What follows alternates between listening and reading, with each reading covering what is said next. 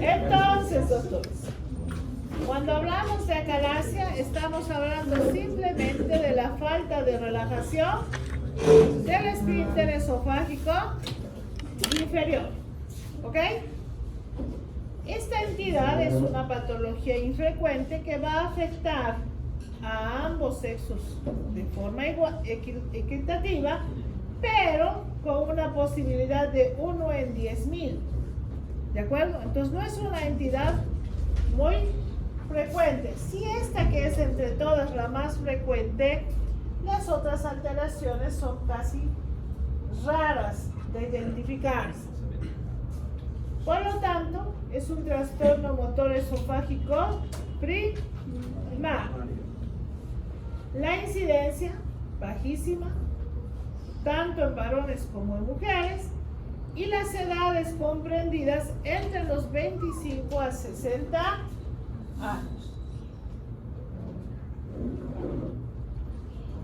¿Qué es lo que sucede en la fisiopatología para entender lo que lleva a esa falta de relajación?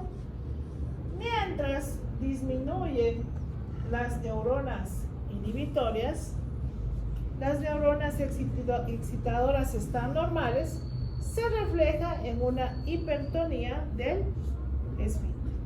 ¿Ok? Eso lleva a una contracción permanente del esfínter esofágico inferior. Para que ello suceda, generalmente va a haber una asociación de pérdida funcional ¿de qué? De las células ganglionares en los plexos mioentéricos, tanto en el esófago distal como a nivel del esfínter esofágico inferior. Esto es debido a que hay una disminución de neuronas inhibitorias que son productoras de óxido nítrico y péptido vasoactivo intestinal. No se conoce exactamente el mecanismo por el cual comienza, pero parece venir de un proceso autoinmune que podría estar gatillado por un proceso infeccioso viral, en este caso herpes o el sarampión. Ustedes saben que con el pasar del tiempo hemos logrado erradicar ciertas enfermedades, pero la pandemia, como ha sido el COVID, ha hecho que nos olvidemos de los procesos de inmunización que hacíamos antes. Así que ha habido nuevamente brotes de sarampión. Es alarmante, pero en muchos países se han nuevamente reforzado los procesos de vacunación, porque en aquellos tiempos, al igual como fue el COVID, la gente se moría.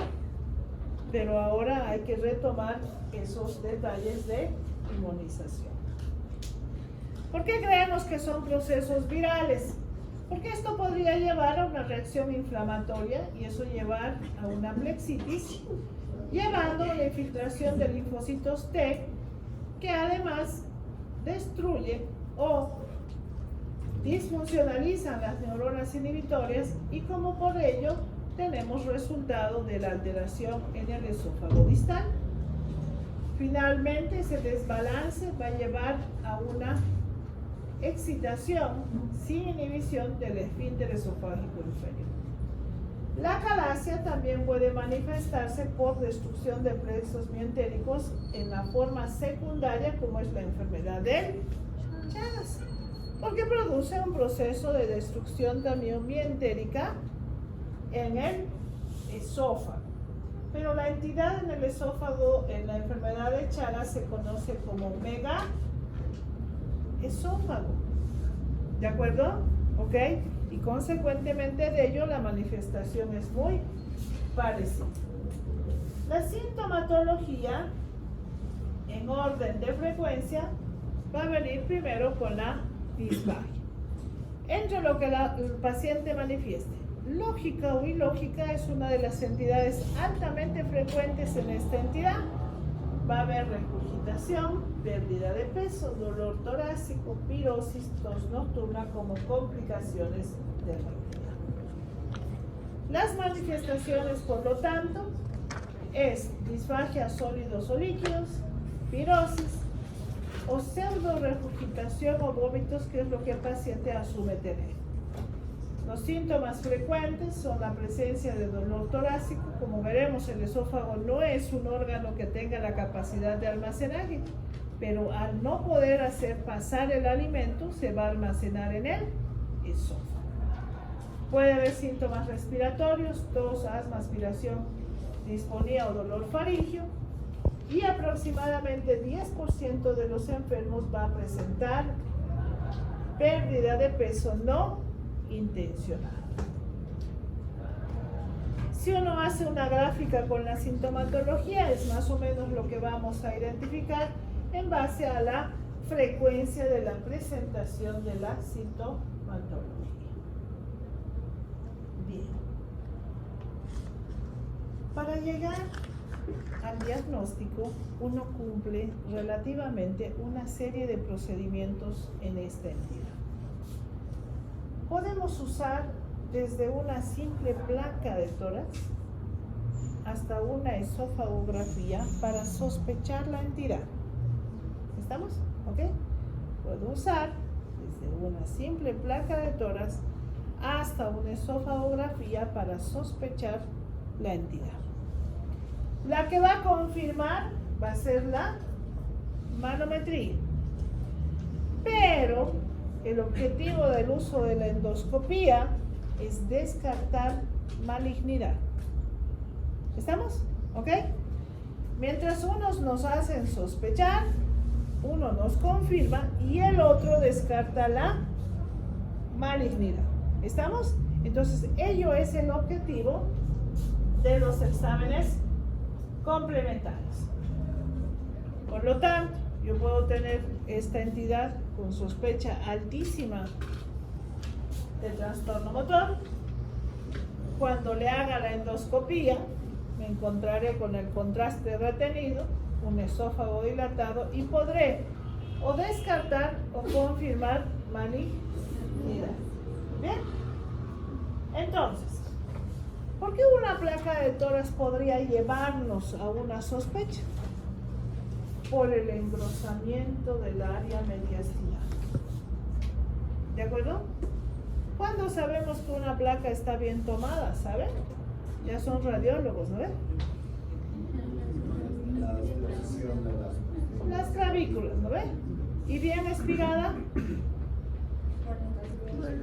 Cuando hay lateralización de las costillas. ¿De acuerdo? Entonces son cosas importantes que uno asume para evaluar una radiografía de tórax. Entonces, la otra entidad que nos ayuda a sospechar es la esofagografía, con la característica de punta en lápiz o cola de ratón. Esta entidad también se toma la molestia de ¿qué? De medir el ensanchamiento del esófago. E incluso si ustedes revisan, le da grados dependiendo el aumento del diámetro. Es por ello que no solamente marcamos la dilatación, sino también la tortuosidad que puede asumir el esófago dependiendo al tamaño que va adquiriendo por la dilatación. ¿Qué vamos a ver en todo caso en una radiografía para ver esófago? Generalmente también nos va a demostrar que hay una ausencia de aire en la cámara gástrica, que es una característica que también podemos analizar en este examen. Y ahí va a reflejar el pico de pájaro o bordes irregulares que terminan siendo una entidad compatible con la calaza. Sin embargo, en estadios iniciales, cuando el paciente comienza la enfermedad, el estudio puede ser totalmente normal. Por otro lado, el estudio de la endoscopía tiene la facultad de darnos la posibilidad de descartar una malignidad. ¿Por qué? Porque el paciente puede ser mayor de 60 años, el paciente puede tener un cuadro mayor a 6 meses y además podríamos tener pérdida de peso. Entonces, la sumatoria de todo ello que pareciera ser que nos inclina a pensar en una neoplasia tendría que ser descartado por una endoscopia. Ni siquiera un estudio de tomografía permitiría realmente darnos el diagnóstico, ya que para evaluar una neoplasia por tomografía, la pared debería medir más de 10 milímetros. Si eso no es así, no sería factible analizarlo ni por tomografía ni por ultrasonografía endoscópica. ¿Ok? La otra entidad que asumimos con la endoscopía es una infección adicional que el paciente puede tener, como es la candidiasis o la moniliasis esofágica, que el paciente puede tener como consecuencia de su acalasia. Entonces, la endoscopía además nos permite tomar biopsias, nos permite excluir alguna otra patología que también produzca disfagia, como una esofagitis con una estenosis péptica, una esofagitis eosinofílica o algunas otras enfermedades estructurales. Pueden haber anillos o membranas que quedan desde el nacimiento, que también pueden producir disfagia, o finalmente la neoplasia de esófago. En caso de acalasia se puede demostrar que hay dilatación, hay alimento retenido y un 45% de estos pacientes van a tener un esófago totalmente normal. ¿Ok? Por lo tanto, no siempre la endoscopía demostrará si existe una alteración motora del esófago. Para eso, el examen complementario gold estándar va a ser la manometría esofágica, en cuya entidad debe haber un aumento del tono del esfínter esofágico inferior, ausencia de la relajación o una relajación incompleta del esfínter, y adicional a eso va a existir aperistalsis del esófago. Estas tres características deben ser identificadas en la manometría de alta resolución, porque ello nos va a permitir hacer el diagnóstico, nos va a permitir evaluar las funciones del esfínter, ¿de acuerdo? Y la motilidad del resto del cuerpo del esófago. En el análisis vamos a poder identificar las presiones, la sensibilidad que tiene este examen complementario, pues ha mejorado en los últimos tiempos debido a que las resoluciones hoy en día no solo nos permite ver el trazo manométrico, sino también distinguir a través de colores dónde se está produciendo la alteración funcional. Esa es una manometría antigua, ¿de acuerdo? Donde veíamos los trazos, estamos viendo todo el trayecto del esófago y cuando llega al esfínter tenemos unas alzadas del trazo donde marcaría la hipertonía del esfínter esofágico inferior. Pero ahora un poco tenemos la resolución, el detalle de la alta resolución, donde no solo tenemos el marcaje en colores, sino también los segmentos y los tipos de peristaltismo que se presentan en el esófago, que nos permiten hoy en día evaluar a través de los colores. ¿Ok? Entonces, la manometría de alta resolución permite hacer un trazo en colores para nosotros distinguir la totalidad de la funcionalidad del tubo esofágico y entender lo que se está produciendo como alteración. Además, esa entidad no solamente hace la distinción de la patología, sino la permite también clasificar a través de los tipos de presentación, a través de lo que vamos a medir, evidentemente, que es un valor promedio, ya que en sus evaluaciones por milímetro de mercurio nos va a dar el tipo 1, el tipo 2 y el tipo 3. Entonces nos permite hacer el análisis característico de la entidad. Una vez que tienes el diagnóstico, lo importante es plantear un tratamiento para el paciente. Y dentro de ese tratamiento el objetivo es aliviar el síntoma, mejorar el vaciamiento del esófago y prevenir complicaciones. ¿Cuál será la complicación más frecuente? El megaesófago. Para eso, una vez que instauras tu respuesta, tu terapia para el paciente, debemos evaluar si hay respuesta sintomática y si hay mejora en la velocidad del vaciamiento esofágico. Para ello, pues deberíamos corregir la oclusión, deberíamos analizar si el esófago está dilatado o tortuoso, con lo cual evidentemente las dificultades alimentarias estarán marcadas a través de la impactación o acumulación de alimento en esófago. Además, será importante analizar el requerimiento si el paciente debe ir incluso a una neuromodulación, analizar las terapias que podríamos utilizar como alternativas, en este caso la toxina botulínica o la dilatación neumática, que van a ser dos de los procedimientos más altamente utilizados en estos pacientes con acalasia. Pero es importante conocer todos. Para eso, vamos a ver que existe un tratamiento farmacológico. ¿Dónde van a estar los nitratos o los antagonistas de calcio? ¿Qué es importante saber de esta terapéutica? Tiene un efecto variable, pero de corta duración. Su efecto simplemente va a estar en activar el vaciamiento esofágico. Va a producir una relajación del esfínter y permitir el paso del alimento. Al ser medicamentos que actúan a nivel de todo el músculo liso, van a tener efectos adversos y ellos van a ser la taquifilaxia, porque va a actuar también en los vasos sanguíneos y en el corazón. El tratamiento puente, pues generalmente utilizado cuando no podemos optar por ningún otro de los tratamientos que vamos a ver a continuación. ¿Qué es importante saber de la toxina botulínica? Sí produce un alivio inmediato tras la aplicación de la misma. El 85% de los pacientes van a sentir alivio, pero tiene una observación, que a los 6 meses el 50% de ellos va a requerir una nueva administración. Entonces, eso significa que tendríamos que estar pinchando al paciente entre 2 veces por año.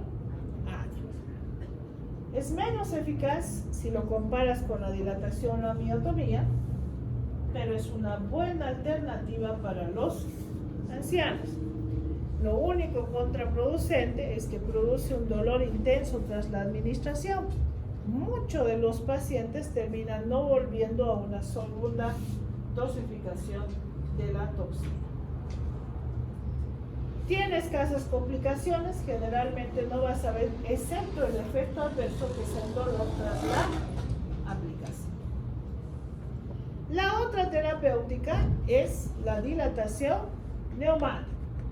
Es un tratamiento no quirúrgico más eficaz y, como verán en el dibujo, introducimos un balón, lo llenamos de aire, por eso se llama neumático, y ello produce la ruptura de las fibras musculares en el esfínter esofágico inferior y produce la apertura del esfínter.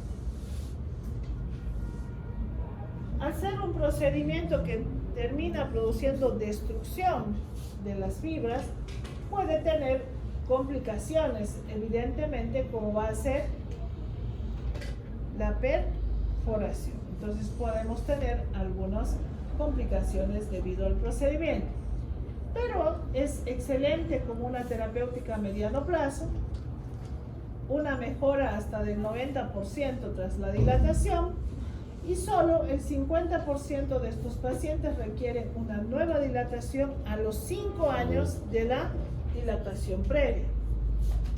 Sin embargo, hay una recomendación de direccionar al paciente aún indicando un tercer proceso de dilatación.